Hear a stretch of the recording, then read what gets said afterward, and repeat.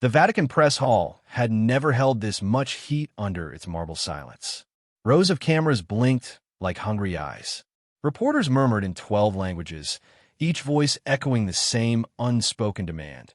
Prove he's real, or expose him as a fraud. The room was packed, not with pilgrims, but with hunters.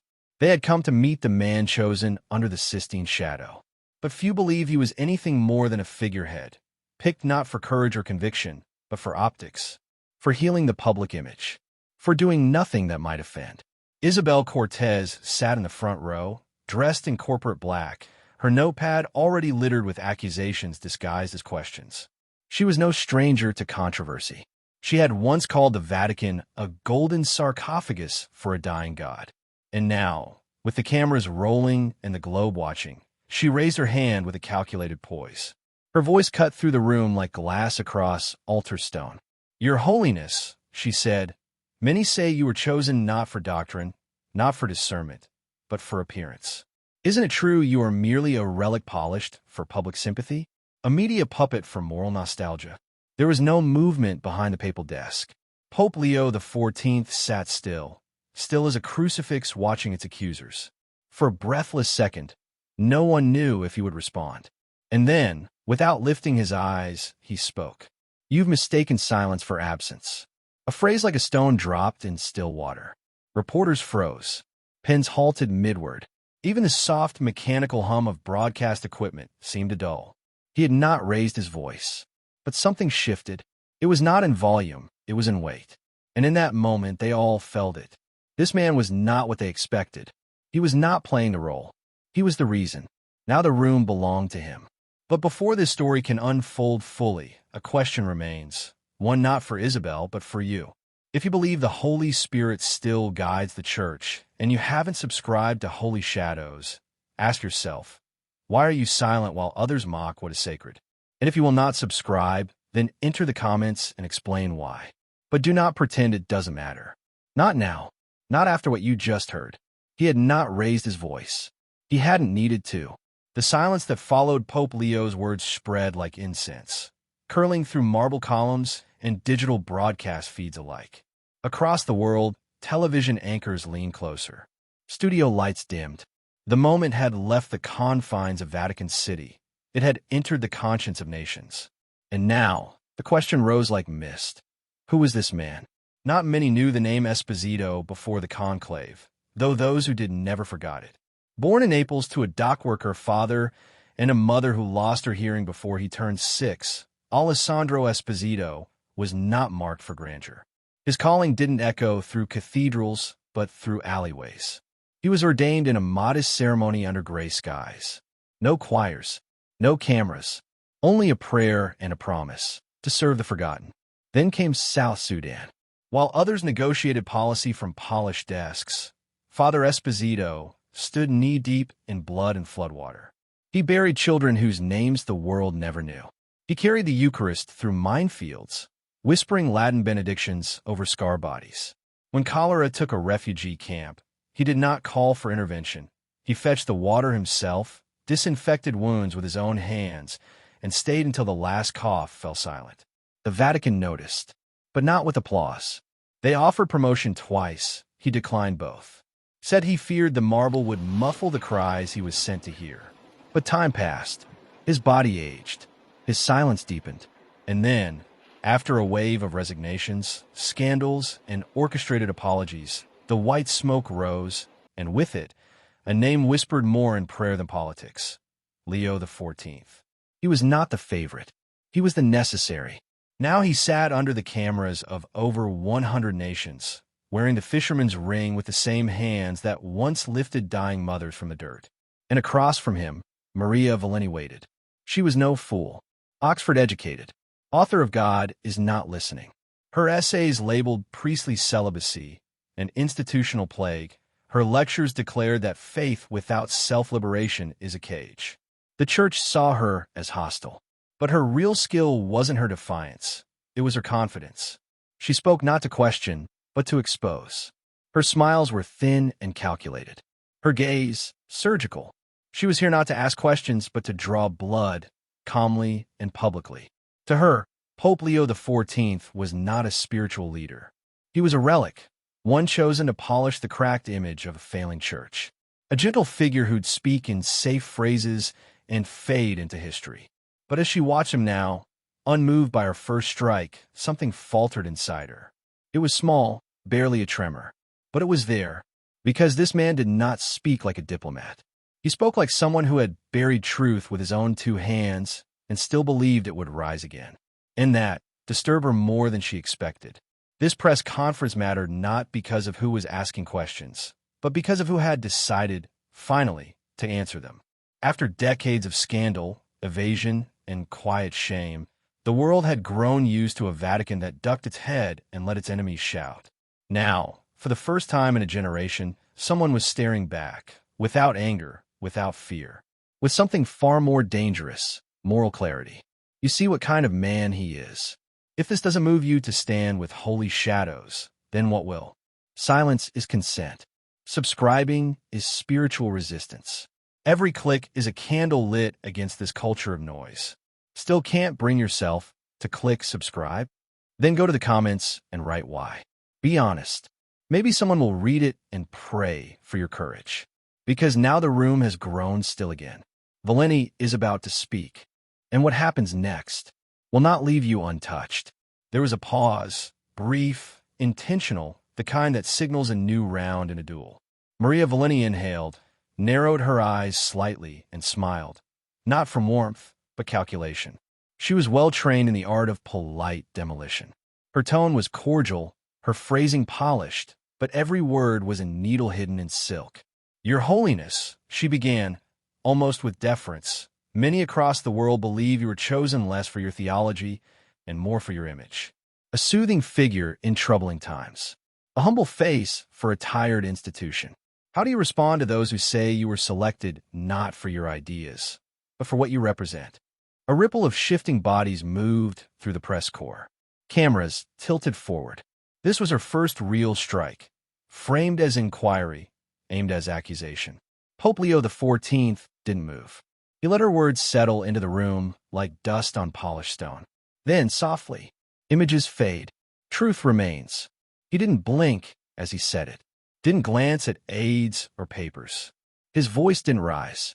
Yet the weight of the words was immediate, like stone tablets handed down from a mountain few dared climb anymore. Valenti's pen paused midair. She had expected a courteous deflection. Something safe. Something vague. But the man sitting before her wasn't dancing for cameras. He was answering, as though eternity might be listening in. She moved quickly to regain control. Well, she said, adjusting her chair, you've never run a Vatican department. You haven't chaired doctrine, nor governed any major diocesan administration. Isn't this, she gestured gently, almost mockingly to the gilded setting, too much power for a man whose experience lies more in the field than in the halls of governance? It was meant to diminish him, reduce his decades of service to a sentimental resume. A priest of poverty suddenly made pope. In her world, that was anomaly, not authority. Pope Leo turned his gaze directly to her. Not harshly, not with defense, but with something more disarming, clarity. True power, he said, is measured by who you serve when no one's watching. Another silence followed. But this time, it wasn't confused, it was reverent. He wasn't sparring with her. He was answering her in a language she hadn't expected. Not strategy, not self-preservation, but conviction. Maria Valenti adjusted her collar. Her hand reached for her notes again, but slower now. Her smile had stiffened. Because this wasn't going to be easy. This wasn't going to be familiar. The Pope seated before her was not a shield for the old church. He was a sword for the forgotten one. And what rattled her most was that he didn't seem to be fighting her at all. She had come for a spokesman. She had found a witness. He's walking into a trap and dismantling it with truth. If you believe this kind of leadership matters, if you believe the world still needs men like this, subscribe to Holy Shadows right now. Still on the fence? Then comment. Say it with your chest. Confess what's holding you back. You were just shown dignity. What will you do with it? Valenti's jaw tightened, ever so slightly. She had misjudged the pace of the man before her. His restraint wasn't a lack of preparation, it was control. And now, she needed to accelerate, to press harder. Her next move abandoned subtlety. The time for veiled questions had passed. She leaned forward, the smile gone now. "Let's be honest," she said, tone crisp. "Isn't this papacy just damage control? A clean face after years of shame? A soft-spoken figure chosen to pacify outrage, not reform anything? For the many victims still waiting for justice, isn't this all too little, too late?" The air changed. It wasn't the question. It was the way it was asked, clinical, surgical, detached. The kind of accusation that turns human tragedy into rhetorical leverage. Pope Leo didn't look offended. He looked tired, but not the kind of tired that comes from age. The kind that comes from carrying other people's wounds too long without setting them down. He shifted in his seat, not to posture, but to remember. "There was a girl," he said, voice low but clear. "I won't give her name. She never wanted one spoken." The room held its breath. "I visited her in a quiet place," he continued. "No cameras, no press, no handlers. Just me, her, and her silence. She had been discarded, not only by a priest, but by an entire system that didn't want to look at what it had allowed." He paused, not for effect, but because he had to. She had nothing left but a scarf she clutched in her hand. It had belonged to her son, the only child she ever had, and he had taken his own life the week after she came forward. There was no sound now, only breathing. She told me, "Don't fix the church for me. Fix it for the child I lost." He didn't cry, but his voice, so composed minutes before, now trembled just once. And I realized, at that moment, that the institution I had given my life to had stopped kneeling before the cross. It had started kneeling before its own reflection. He sat straighter. "So no, this papacy is not damage control. It is confession, and penance, and, God willing, rebirth." He turned his eyes, not to Valeni, but to the room. Politics divides. The gospel unites. And the wounded, the truly wounded, they still wait for us. All of us. Valeni didn't move. Her notes lay untouched now. Her face, once composed in calculated challenge, had shifted.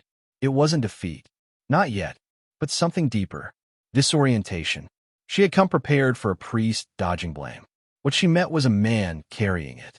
A man who didn't shift it to history, or to policy, or to his predecessors. He owned it. And with that, he shattered the illusion that had protected the powerful for so long, that pain could be managed instead of faced. He could have blamed others. Instead, he owned the pain. If that doesn't deserve your support on Holy Shadows, what will? Still won't subscribe? Then tell us in the comments why you're more comfortable spectating than standing. And as you think of your answer, remember, some wounds exist not to be explained, but to be healed. The wound had been opened, and for a moment, no one dared touch it. The reporters didn't shuffle their papers. The lights didn't flicker. Even the digital feeds running to every continent paused in eerie stillness, as if the very systems transmitting the moment knew they were carrying something heavier than information. And then, from the front row, Maria Valeni snapped the silence like a blade. "So that's it?" she asked, her voice sharper than before, her composure slipping into frustration. "You wear grief like a shield, but behind it, what are you really? A reformer? Or just another mask for a dying institution?" Her words came fast now, her tone stripped of pretense. "You're not cleansing anything," she said. "You're the Vatican's cleanup man. The face they put on after the rot got too public. You're not change, you're a PR stunt." The insult struck the air with force. Pope Leo didn't respond immediately. He let the accusation hang, undiluted, unflinching. He did not blink. He did not avert his gaze. Then, slowly, he leaned forward, not toward her, but toward the world. His voice did not rise, but the room felt smaller the moment he spoke. "Do PR stunts bury unclaimed bodies in refugee camps?" he asked. The question fell like thunder across polished stone. "Do they wash blood from hospital floors after rebel raids?" he continued. "Do they sit beside orphans whose parents were bombed out of existence while the world argued about sanctions?" He wasn't looking at Valeni now. He was looking through the lens, through the broadcast, through the barricades of cynicism. He was speaking to the unseen. "You call it naive to protect the innocent," he said, his tone softening into something deeper, almost mournful. I call it sacred. Valeni sat back. She was no longer sparring. She was witnessing. Pope Leo stood, not in anger, but as one bearing the unbearable. I've anointed the heads of children dying without names, he said. Do not mistake quiet for cowardice. Do not mistake my restraint for retreat. He raised his eyes, not as a politician demanding applause, but as a man carrying a cross few others dared touch. I have no interest in being your symbol, he said. Symbols don't bleed, but the ones I buried did. Silence once again claimed the hall, but this time, it was different. There was no smugness left in the air. No smirks. No posturing. Only stillness. A stillness born not from awe, but recognition. Even the unbelievers, those who had written off faith as myth, leaned closer. Not because they suddenly agreed, but because for the first time in a long time, they saw something undeniable. Conviction that had paid its price in blood. Not a statement. A witness. If your heart stirred even once in that moment, you must subscribe to holy shadows. Don't be lukewarm. Christ never was. And if you remain unmoved, go to the comments and say so. Say it plainly. Say it without disguise. But remember, heaven is always watching. He could have stopped there. He could have let the silence do the work. Let the weight of his testimony linger in the hollow space between question and revelation. But Pope Leo understood something that few in that room did. Truth, when only spoken once, can still be dismissed as performance. So he did not sit back down. He stepped forward, not toward the podium, not toward the cameras, but toward the idea itself. The war beneath the words. The deeper motive hiding inside every accusation. His gaze did not return to Maria Valeni. It passed her, not to dismiss, but to expose. This isn't about scandal, he said, quieter now. It's not even about doctrine. He waited. Let the room catch up. It's about discomfort, about how deeply uncomfortable you become when someone defends the sacred without shame. He let the sentence stand bare, unarmored, unadorned. Why does defending the sacred make you uncomfortable? A tremor passed through the room. Not loud, not chaotic, but like the moment before an earthquake is named. The reporters who had once scribbled with urgency were now frozen. One, seated in the second row, slowly set down his pen as if writing had become irrelevant. A young journalist near the back, raised Catholic but long lapsed, instinctively reached for the cross at her neck she hadn't touched in years, and found herself gripping it tight. Valeni said nothing, because what could she say? The moment had begun with her challenge. It now belonged entirely to him. This was never about me, Pope Leo continued. You do not fear the man. You fear the possibility that goodness still has power, that faith is not buried, that love, ordered and disciplined and holy, still dares to speak in a world that wants it quiet. Her breath caught, not visibly, but the camera caught it, the stillness in her chest. And if that goodness rises, he said, then every lie pretending to replace it must fall. He didn't raise his voice. He didn't need to, because truth, when spoken with no interest in defense, becomes unshakable. The studio remained stunned. A few more pens fell silent. Another crossed himself. Valeni looked down, then up again. Her face had lost its practiced calm. The room had shifted, and now she was the one exposed, not by cruelty, but by clarity. And Pope Leo, once finished, added the final blow, but not with wrath. With mourning. The church isn't dead, he said. Your hope is. It wasn't spoken in triumph. It wasn't said to crush. It was spoken the way one speaks at a grave, not to insult the dead, but to call the living to rise. You just watched the truth dismantle arrogance. If Holy Shadows isn't worthy of your click now, when will it be? Still want to keep scrolling? Comment below and say why you still refuse. But be honest. Is it faith that repels you? Or fear? Pope Leo did not gloat. He didn't linger in triumph. He didn't turn to the cameras with the satisfaction of a man who had won. Because this was never a contest. It was a calling. And so he stepped back, not in retreat, but in reverence. He looked again toward Maria Valeni, not with disdain, not with pride, but with something far more dangerous to the modern world. Compassion. I don't blame her, he said softly. She reflects a world afraid to believe again. His words weren't daggers now, they were balm. And yet, they cut deeper than any argument. Because truth, when offered without hatred, becomes impossible to reject without shame. The silence stretched, but this time it wasn't awkward. It was sacred. Then Pope Leo did something no one expected. He turned to the camera, not just to the journalists, not just to the audience in the room, but to the millions watching from screens across a fractured, cynical world. To the ones waiting for a reason to hope. To the ones who'd already decided nothing holy could come from Rome again. To the ones who'd once loved the church and walked away. He spoke to them. If the church still matters to you, he said, don't wait for leaders. His voice was low, but it echoed. Be one. For a moment, the centuries peeled back. Not in theatrics, but in presence. You could almost hear the echo of saints who once said these things from caves, from pulpits, from prisons. And now, again, from Peter's seat. He didn't promise easy answers. He didn't offer slogans. Just this. We don't need louder voices. We need braver hearts. It wasn't a rebuke. It was a reminder. And it landed like a seed in soil. Then, slowly, gently, he lifted his right hand, not with flair, not with drama, but with a blessing for all.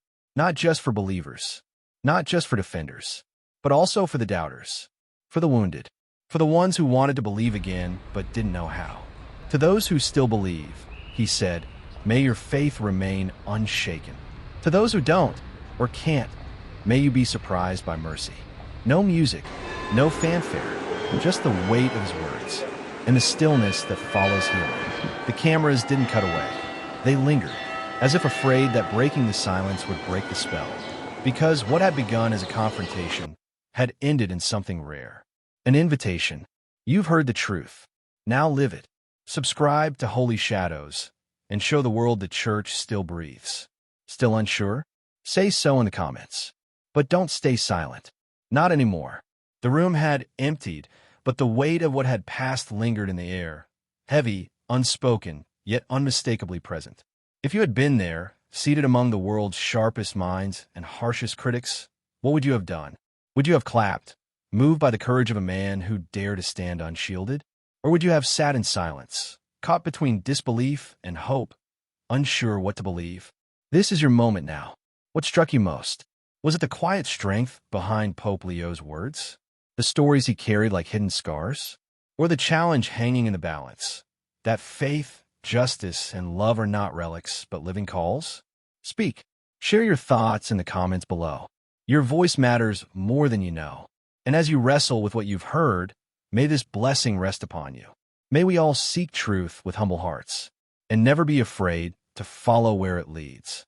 Let that truth guide you beyond this screen, beyond debate, beyond fear. The journey does not end here. If you have been shown something rare, something that stirs your spirit and unsettles your doubts, subscribe to Holy Shadows. Share this story with those who need to hear it most. And if you find yourself still unwilling, still hesitant, do not leave this video without explaining why, not to us, but to the truth inside you. For in honesty lies the first step toward grace.